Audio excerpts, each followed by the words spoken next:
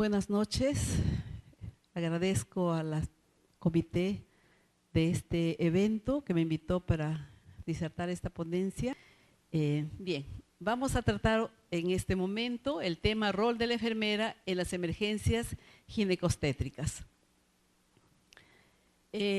Para iniciar este tema vamos a empezar hablando cómo es la mortalidad materna. Según la Organización Mundial de la Salud, nos dice que cada día mueren unas 800 mujeres por causas prevenibles relacionadas con el embarazo y parto.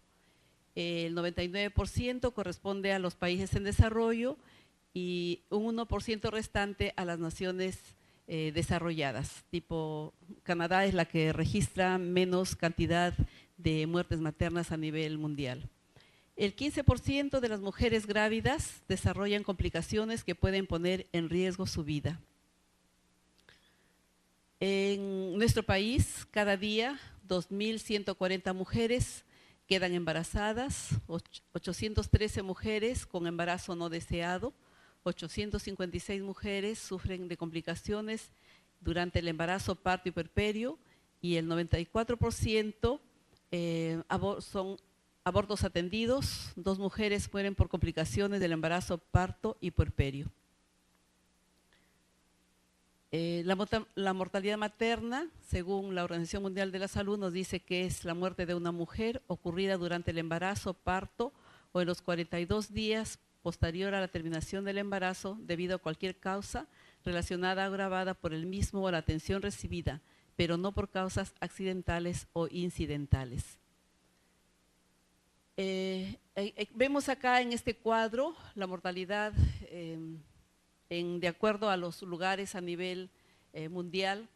En Canadá, como vemos acá, se registra el menor porcentaje de muerte materna, tenemos 20 por 100.000 nacidos vivos.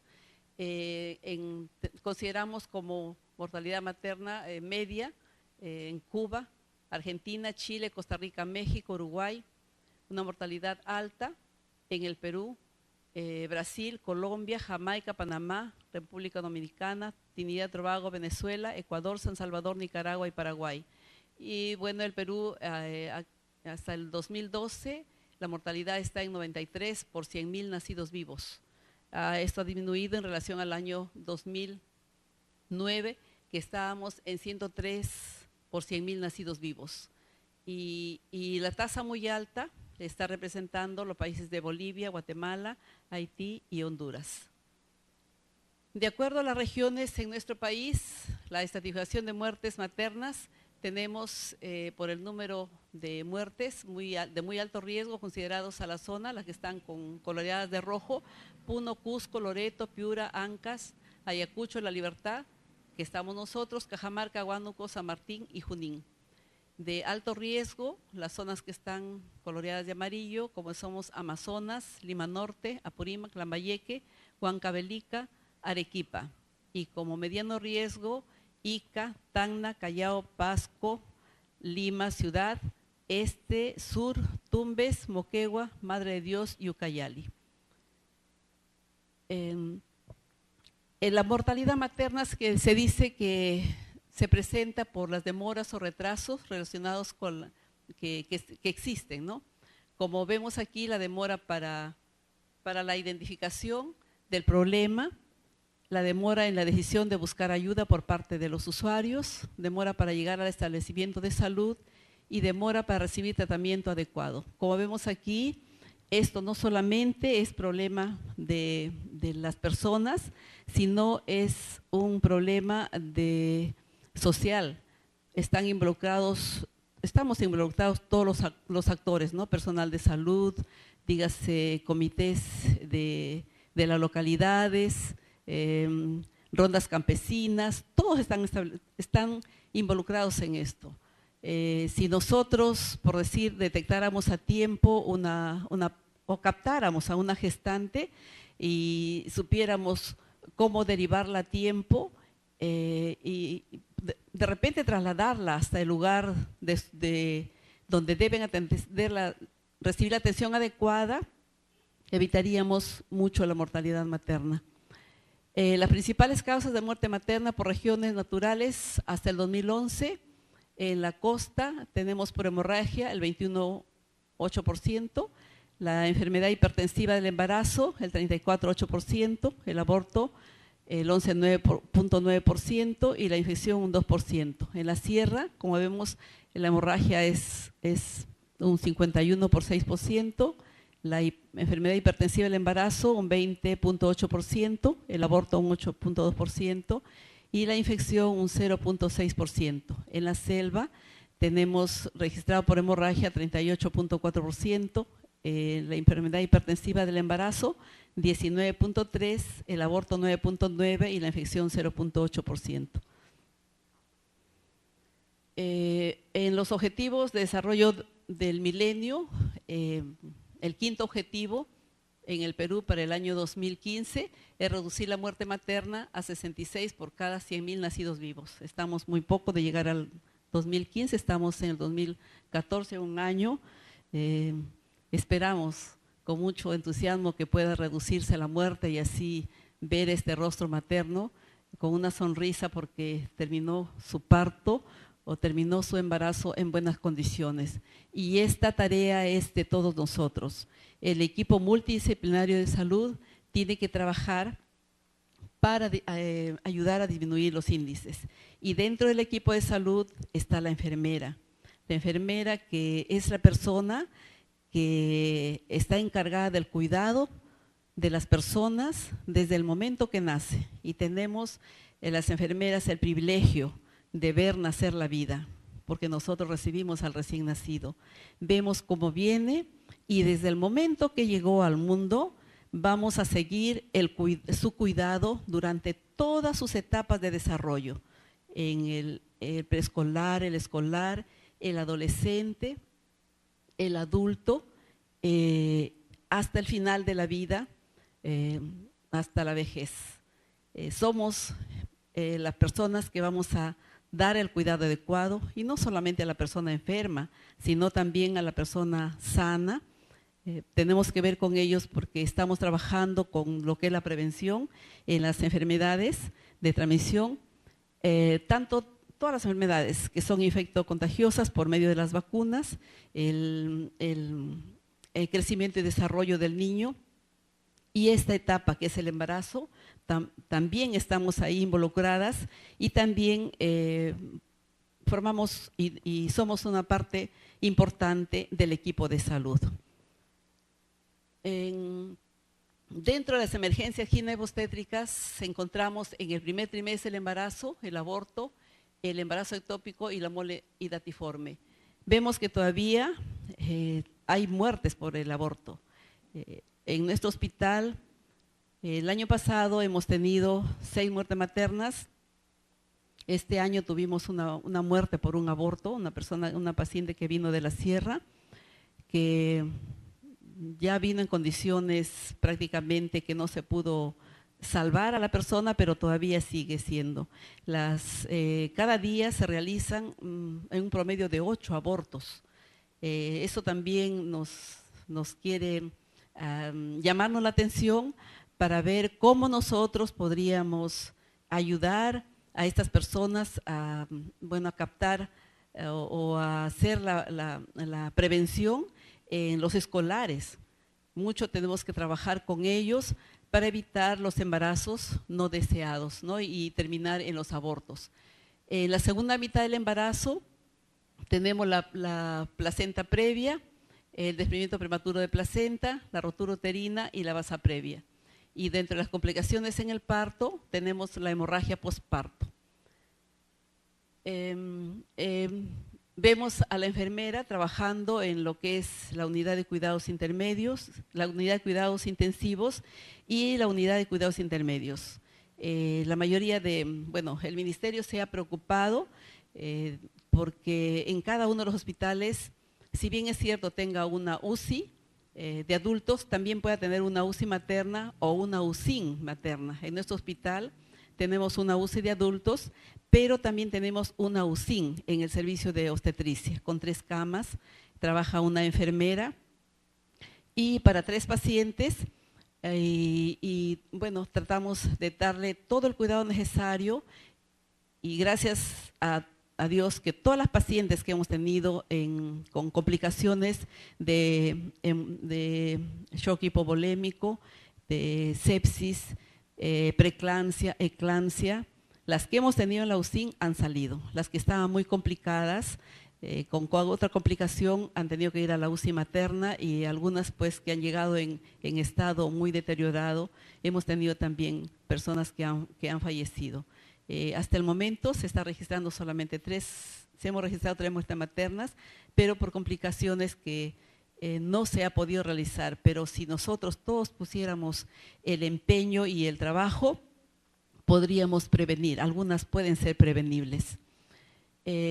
Bueno, el aborto solamente vamos a mencionar rápidamente para llegar a lo que es las hemorragias.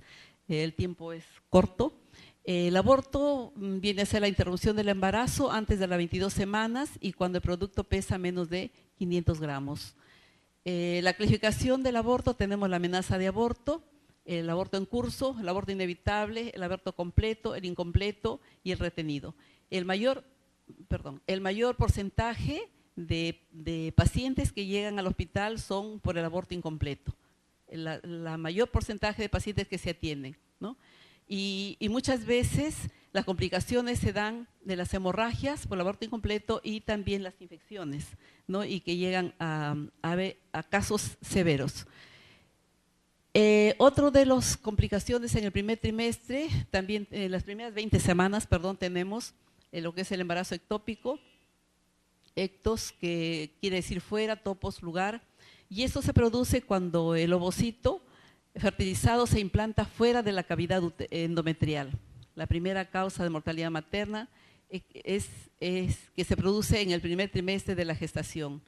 En el 95% de los casos de los embarazos ectópicos son tubáricos. La siguiente.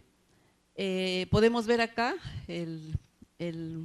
cómo están localizados la gestación ectópica, ¿no? En la zona ampular, en la zona ísmica, en la zona intersticial, en la infundibular, ovárico, abdominal y cervical, ¿no? Se implanta en este lugar, no va más allá de las 12 semanas y pues se produce la rotura y el sangrado, ¿no? Y que puede llegar a graves consecuencias si es que no se ha atendido a tiempo. La hemorragia posparto viene a ser la pérdida sanguínea mayor de 500 centímetros cúbicos, consecutiva al parto por vía vaginal o más de 1000 luego de parto por cesárea.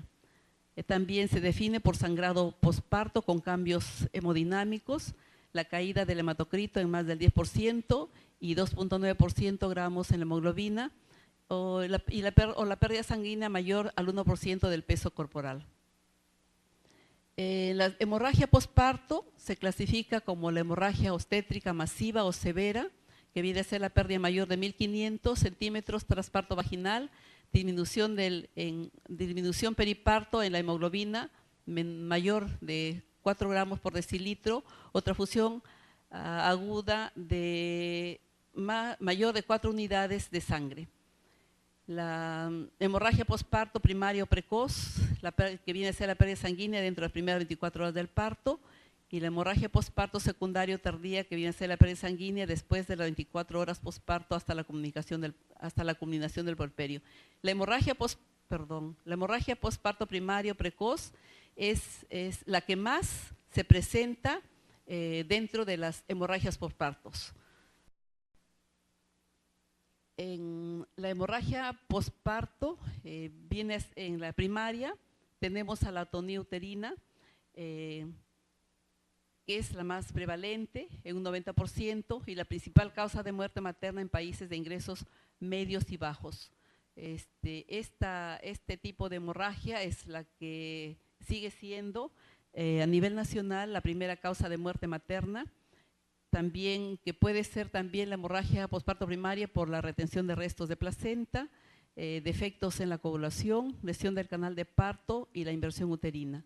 Y la hemorragia posparto secundaria que viene, se puede dar por su involución uterina del lecho placentario, retención de restos placentarios, endometritis o trastornos de la coagulación.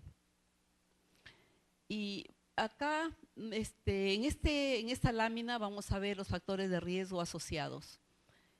Esta lámina para nosotros debe llamarnos la atención porque como enfermeras debemos detectar inmediatamente un problema de salud y tenemos que tener el conocimiento para poder actuar.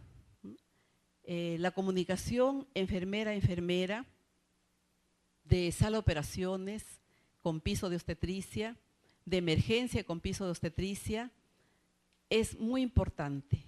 Debemos comunicarnos para saber en qué condiciones va a llegar la paciente, cuáles son los factores de riesgo que pueden presentar las pacientes para estar preparadas, tener los equipos necesarios, las soluciones necesarias en nuestra unidad y así poder detectar o evitar que se produzca una hemorragia posparto.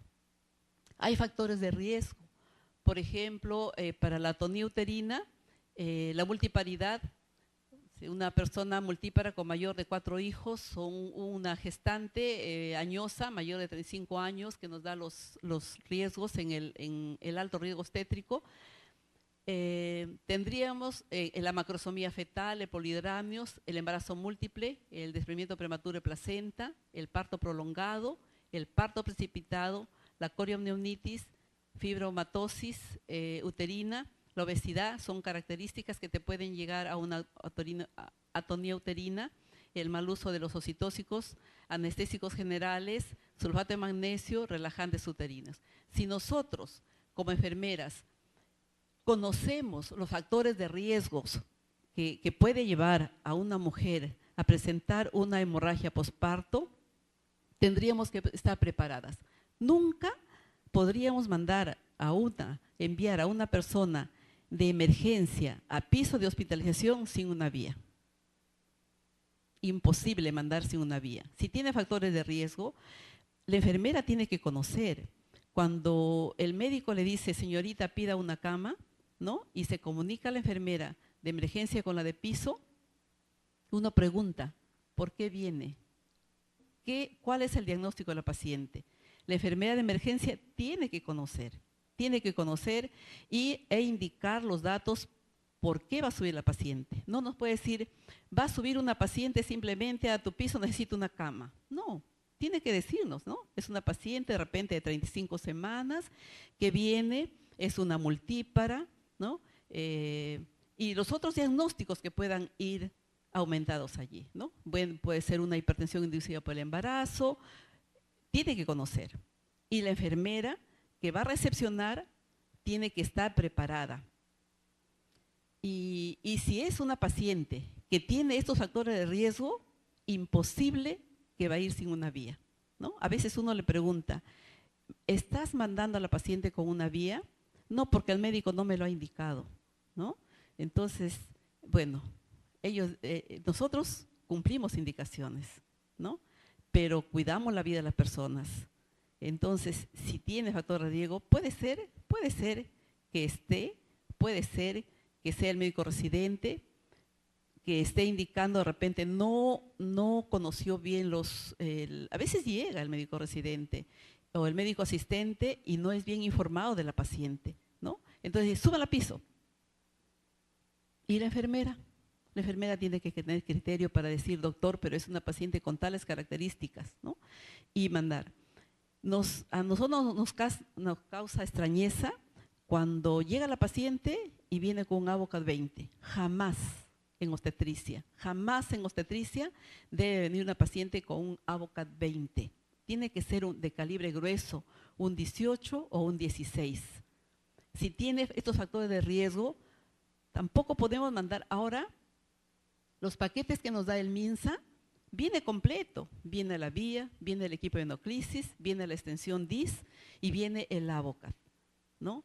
Pero decimos, no, tiene venas pequeñas, no se ven, vamos a romper la vena. No, La paciente tiene que ir con un Avocat de calibre grueso, con su extensión DIS, porque si se presenta una emergencia, canalizarla en ese momento a la vía va a ser imposible. Entonces tenemos que hacer la previsión. Y en piso también.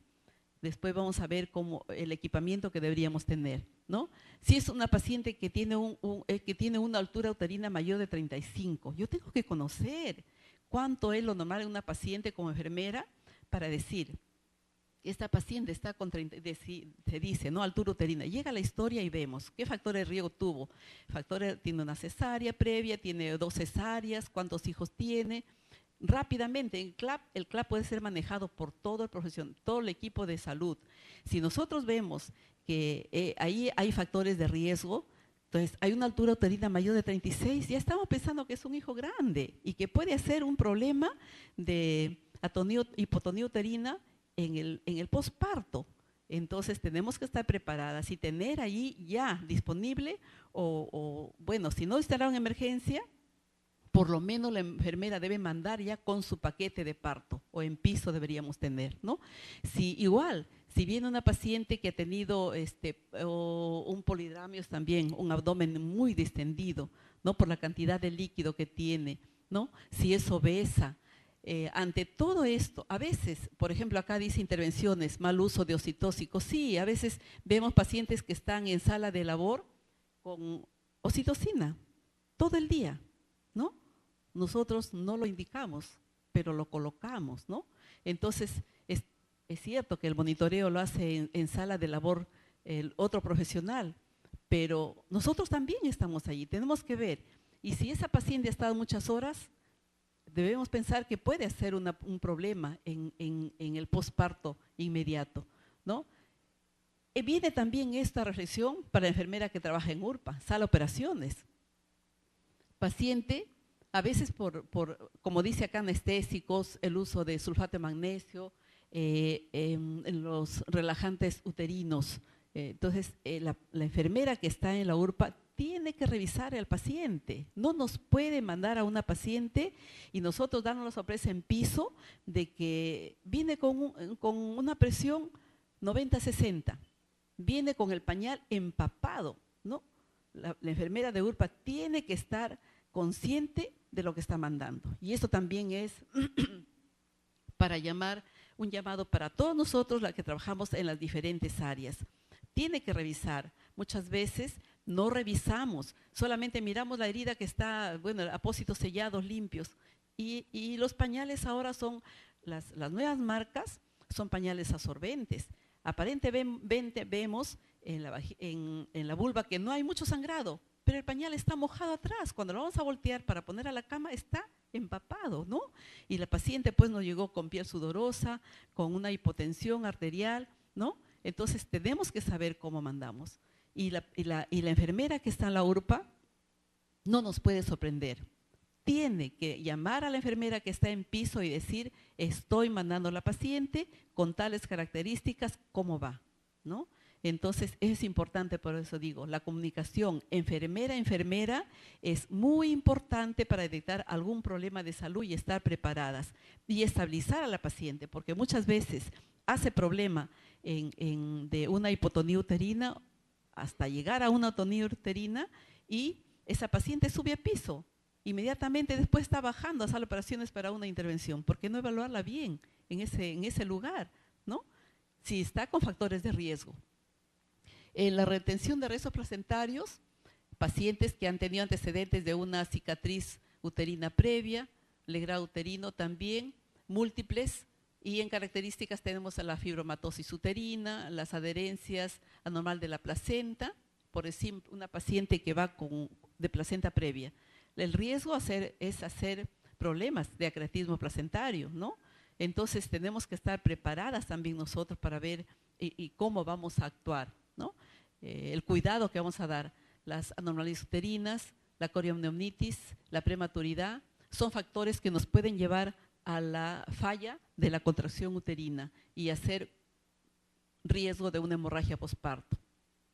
La mala conducción del parto o el mal manejo del alumbramiento también, ¿no? En lo que es las intervenciones. En cuanto a la retención de restos placentarios, ¿no? También podemos observar a las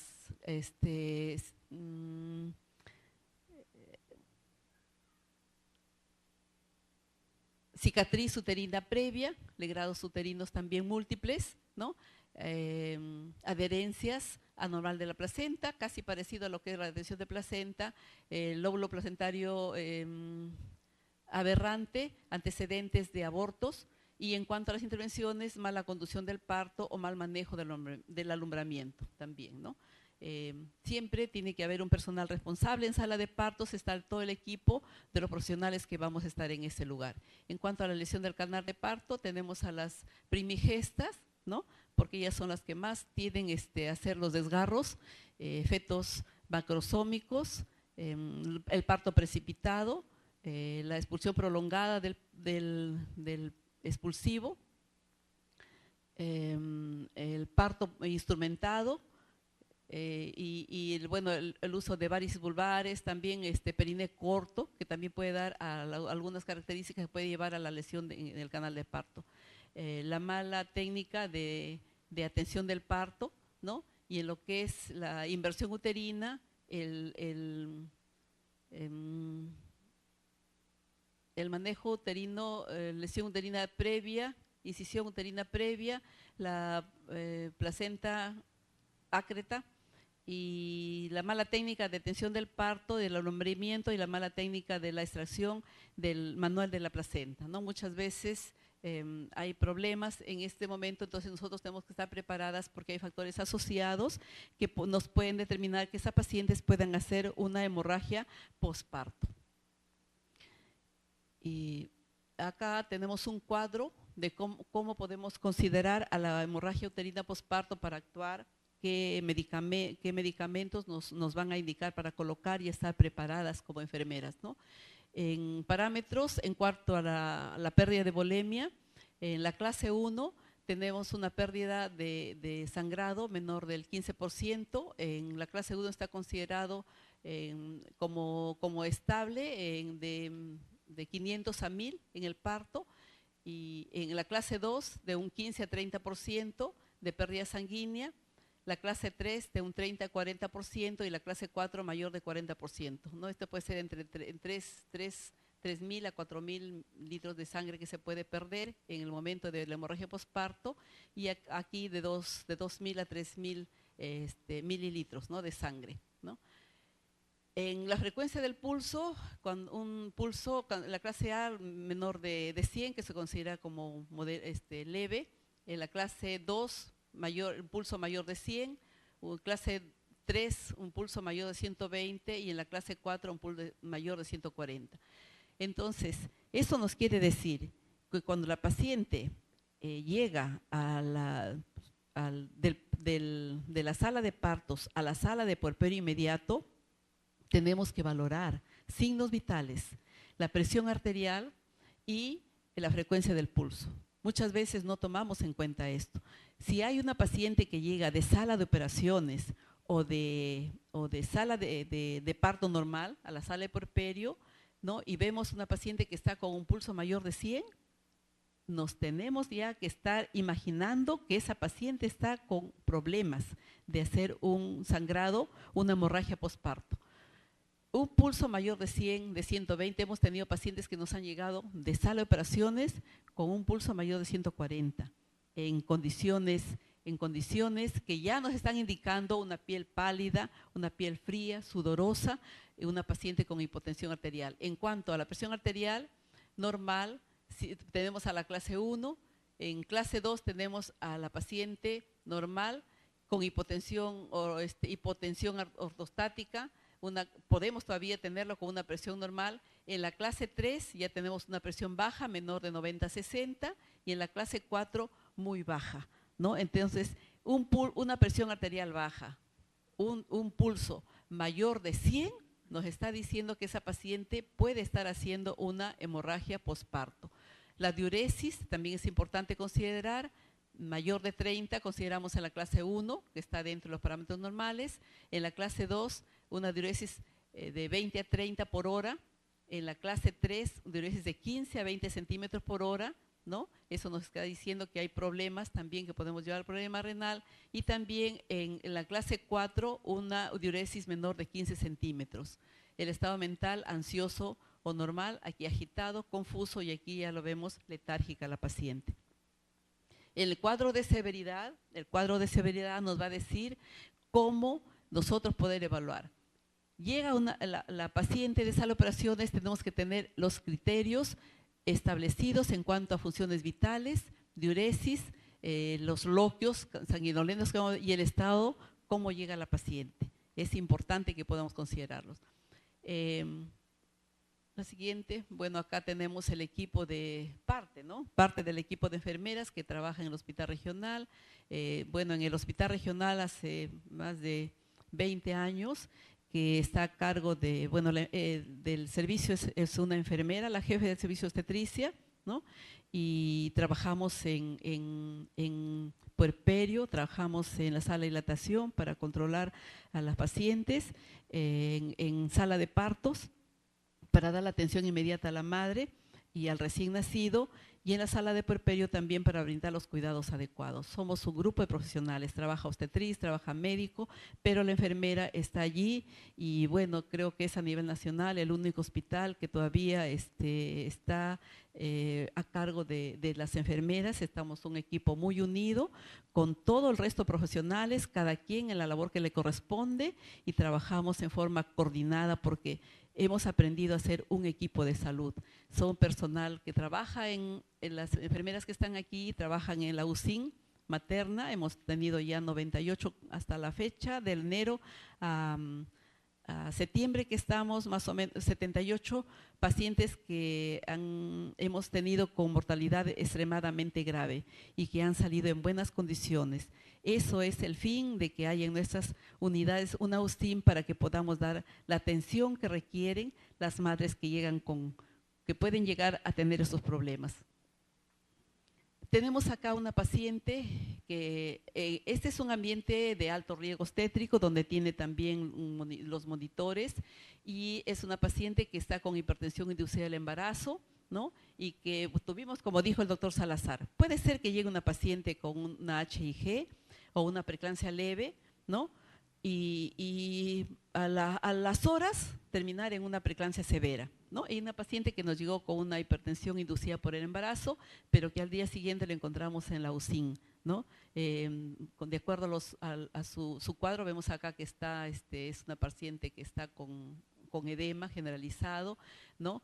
Pero no había valores de proteinuria en orina.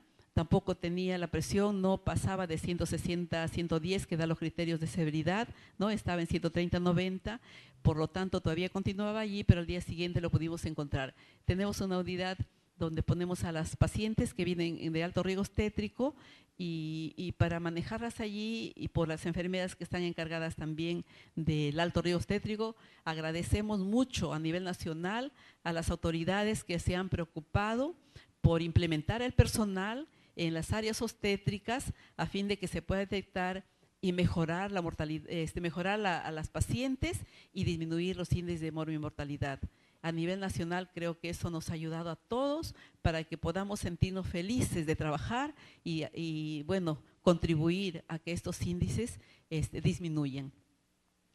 Tenemos, bueno, valorando a las pacientes, haciendo una valoración de las pacientes que pueden tener los factores de riesgo a que puedan hacer una hemorragia posparto, ¿no? De acuerdo a los diagnósticos de la NANDA, solamente he sacado uno para enfocar lo que es las acciones de la enfermera en esta área, como es el riesgo de sangrado relacionado con la falla de contracción adecuada del útero, ¿no? O por una involución uterina inadecuada, puede darse el riesgo a sangrado. También podríamos poner el riesgo a shock hipovolémico, pero no debemos esperar que llegue hasta el shock hipovolémico, sino evitar que se produzca una hipotonía uterina o un sangrado, una hemorragia posparto por esta causa de una hipotonía uterina.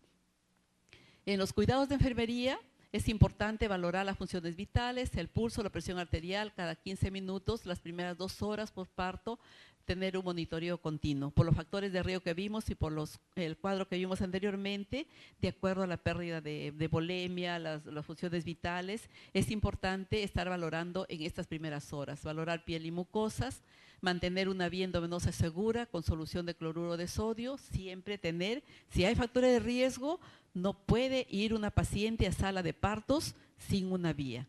Tiene que tener una vía o tener, por lo menos, contar con el equipo necesario. Palpar la consistencia del útero, la firmeza del útero. Sabemos que el útero, después, inmediatamente posparto, debe quedar a la altura de la cicatriz umbilical o ligeramente sobre, ¿no? Colocar la mano en forma de copa justo a la altura del ombligo y presionar con firmeza sobre el abdomen. Si el fondo uterino no está firme, masajear con suavidad para hacer que se contraiga y expulse los coágulos, seguir masajeando hasta que el útero se ponga firme, ¿no? Tenemos que evaluar, es importante evaluar el útero. Les cuento la experiencia de hace mucho tiempo atrás. Llegó una paciente, a veces nos faltan camas en el servicio obstetricia porque nuestro servicio cuenta con 17 camas, ¿no? Pero tenemos una atención más o menos de 250 a 300 partos mensuales. Es un servicio muy activo y que a veces estamos movilizando a los pacientes. Llegó una paciente a un servicio donde encargamos a la paciente, enfermera miró el apósito, posoperada, miró el apósito, estaba seco, la toalla estaba bien y bueno, a la media hora que regresa a evaluarla, va a evaluar la toalla estaba totalmente empapada. La paciente funciones vitales estaban por debajo de lo normal. Bueno, médicos, personal parece que entró a sala de operaciones por otra paciente. En minutos se puede ir, ¿no?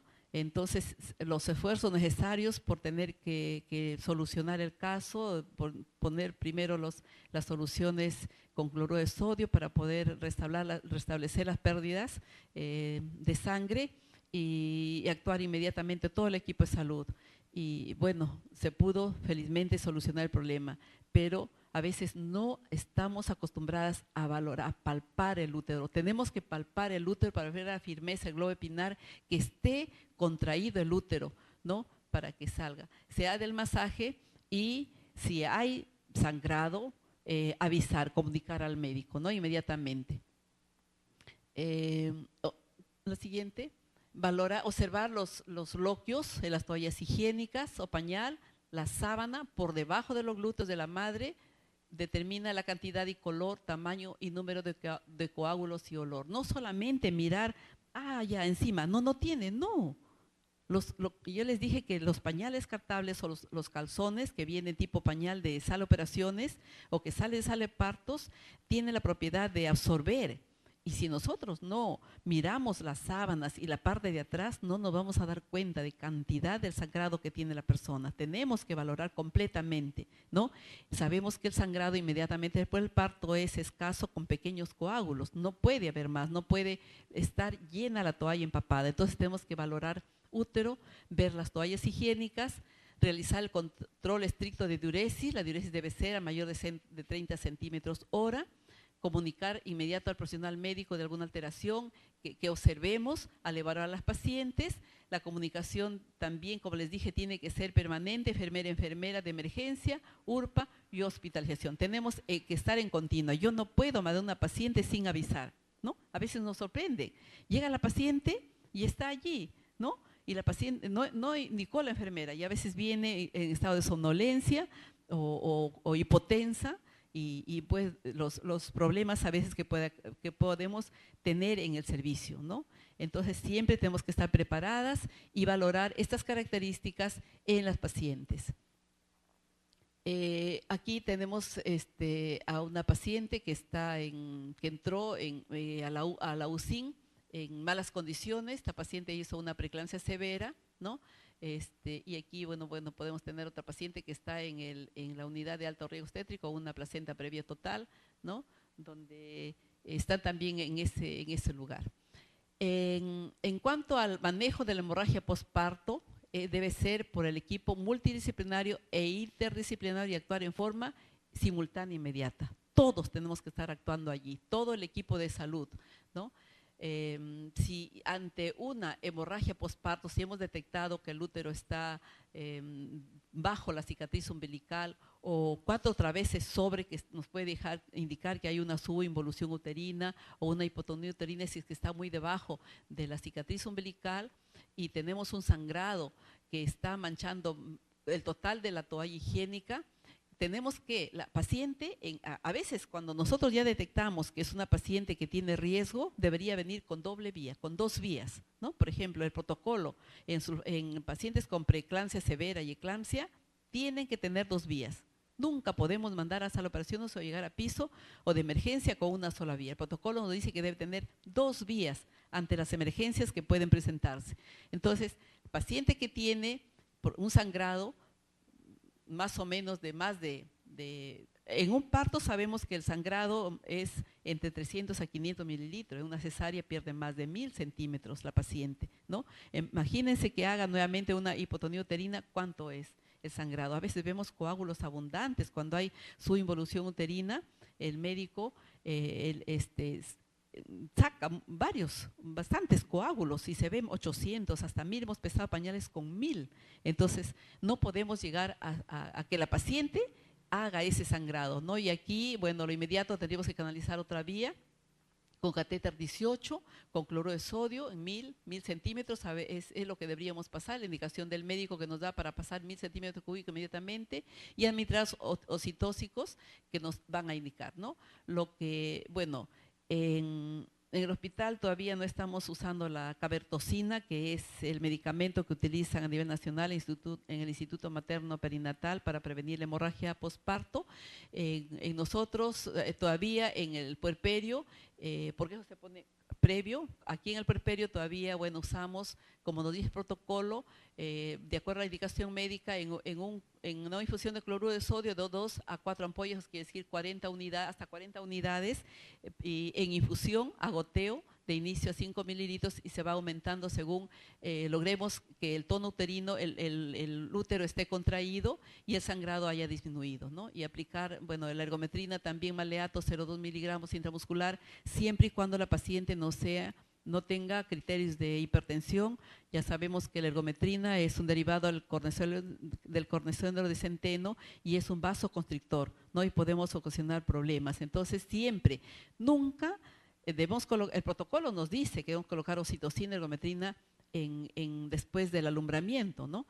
Pero si nosotros, viene una paciente de emergencia, tenemos que valorar la presión arterial. Jamás podemos poner un medicamento, aunque esté en protocolo, si no tenemos los valores normales, ¿no? Y la ergometrina, siempre y cuando la paciente no sea una persona hipertensa, es lo que podemos hacer en caso de sangrado, realizar el masaje uterino externo.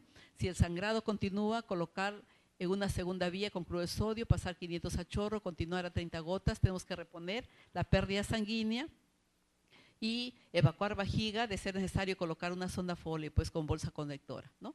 Entonces, primero son los cristaloides, donde tenemos el cloruro de sodio, la destroza, pero el indicado en la hemorragia posparto es el cloruro de sodio. Y después se recomienda ya el uso de coloides tipo poligelina y otros derivados, y después bueno, los paquetes globulares si es que la hemorragia es profusa, ¿no? Como hemos visto en el cuarto grado. Bueno, a nivel nacional también se nos dice que los hospitales deben estar implementados. Nuestra sala de partos siempre debe tener los insumos de la clave roja en emergencia y en piso obstetricia. En la UCIN son los sitios donde debemos tener los medicamentos, no nos puede faltar, y la enfermera es la responsable de revisar todos los días que su clave roja esté disponible, que no falten los insumos, porque perdemos tiempo, nos demoramos. Mientras vamos a buscar un oxitóxico, llegamos y la paciente se murió. No nos puede faltar. Y en la clave roja es importante para prevenir el shock hipovolémico. Bueno, el shock hipovolémico, los signos y síntomas es la pérdida profusa de sangre por vía vaginal y o pérdida de fluidos corporales, taquicardia, pulso mayor a 100 100 pulsaciones por minuto, alteraciones de la conciencia de la paciente, hipotensión, presión arterial menor de 90/60 y oliguria. Estos son los signos que nos va a dar un shock hipovolémico. Para eso es la clave roja, los insumos que debemos tener presente y que no pueden faltar. Revisar la fecha de vencimiento y que estén en las áreas donde vamos a utilizar emergencia, ¿no? Emergencia en el consultorio de obstetricia, la siguiente en sala de partos, en la UCIN y en piso. Y en los insumos de la clave roja son el cloruro de sodio, 2 poligelinas, el equipo de endoclisis, ABOCA número 18, 16, extensión DIS, podemos tener hasta unos 3 equipos armados, oxitocina 10 unidades, 10 ampollas, ergometrina maleato de 0.2 miligramos, por lo menos 2 ampollas, el misoprostol que se utiliza también para lograr la contracción uterina y evitar la hemorragia postparto, de 200 microgramos, 4 tabletas, esto es de manejo médico, pero tenemos que tenerlo presente ante la emergencia, equipo de transfusión sanguínea, una sonda Foley 14 o 16, con bolsa colectora de orina, guantes estériles, tubo de Mayo número 4 y jeringa descartables. Estos medicamentos no nos pueden faltar en la clave roja porque son vitales para usarlos ante una hemorragia postparto. Y aquí tenemos también las funciones de acuerdo a los profesionales de salud, cuáles son las actividades que vamos a cumplir de acuerdo al sangrado o que pueda tenerse la hemorragia que se pueda tener, ¿no? Tenemos a la enfermera actuando, ¿no? Bueno, la enfermera está al cuidado, brinda el cuidado a la paciente, está con la paciente, es la que permanece las 24 horas junto a la paciente, ¿no? Entonces es el profesional que inmediatamente va a dar los cuidados necesarios y comunicar ante un problema de salud y detectar inmediatamente los signos. Somos las que vamos a detectar los signos, somos las personas que estamos al cuidado de la paciente. La enfermera es el personal capacitado científicamente, con habilidades y destrezas y también con el cuidado humano, ¿no? Sabemos que trabajamos con personas y tenemos que darle la calidez que ellos necesitan. El trato es muy importante, ¿no? Para lograr que también nuestras pacientes puedan sentirse bien con nosotros, ¿no? Y el actuar inmediato de la enfermera para canalizar su vía, para reponer los líquidos, ¿no? Estar atenta con las funciones vitales. El médico que es también el médico que está inmediatamente, que no se mueve, el médico en sala de partos tiene que estar a las 24 de emergencia, las 24 horas, esa es la persona que no se mueve del servicio, está junto con nosotros, no trabajando, parte del equipo, somos los profesionales, parte del equipo de salud, médico, enfermera, obstetriz, el técnico de enfermería, laboratorista, vigilante, todos somos los que vamos a lograr porque desempeñamos diferentes funciones en la institución y en esta clave roja que nos ha mandado el Ministerio de Salud para no interferir una función con otra. Todas sabemos qué función vamos a cumplir dentro de cada equipo de salud y estos cuadros deberían estar visibles, ¿no? En la emergencia, en las unidades donde nosotros vamos a estar en contacto con las pacientes y que si una paciente llega a un servicio a dar a luz, pues tiene que salir en buenas condiciones, ¿no? Entonces es importante el trabajo que podamos realizar y las indicaciones que podamos tener trabajando inmediatamente todo el equipo de salud. Acá vemos a una paciente que le hemos visto que que ingresó, está con sus funciones vitales no estables, deterioradas, ¿no? Pero que les dije que entró con una HIG, una hipertensión inducida del brazo, y al día siguiente lo encontramos ya en la UCIN, ¿no? Entran así las pacientes de acuerdo al cuidado que tenga en nuestros servicios. Entonces la satisfacción para nosotros, la satisfacción para nosotros será verla que salga en buenas condiciones de salud, ¿no? Si entró gestando, ella debe salir con su hijo en buenas condiciones. Vemos aquí una paciente sonriente, contenta, y así deberían irse todas las pacientes, ¿no? Pero es el trabajo, el cuidado que podamos tener. Entonces yo invoco a todo el personal de salud, a mis queridas colegas, para que podamos nosotros estar atentas y detectar tempranamente los riesgos y evitar que Bueno, pues ser parte para contribuir a disminuir los índices de mortalidad materno-infantil a nivel nacional, ¿no? Y tenemos una reflexión que, bueno, dice: ninguna cifra estadística ni estudio costo-beneficio puede superar el daño inconmensurable de la pérdida de una madre en el acto sublime de dar la vida. Si está para tener un niño y traer una vida al mundo, pues debe salir con su niño en brazos. Por eso en el servicio obstetricia jamás se conocen los ejercicios de función. No tenemos porque no los queremos tener. Si una madre llega con su hijo, debe salir con su hijo en brazos. Gracias.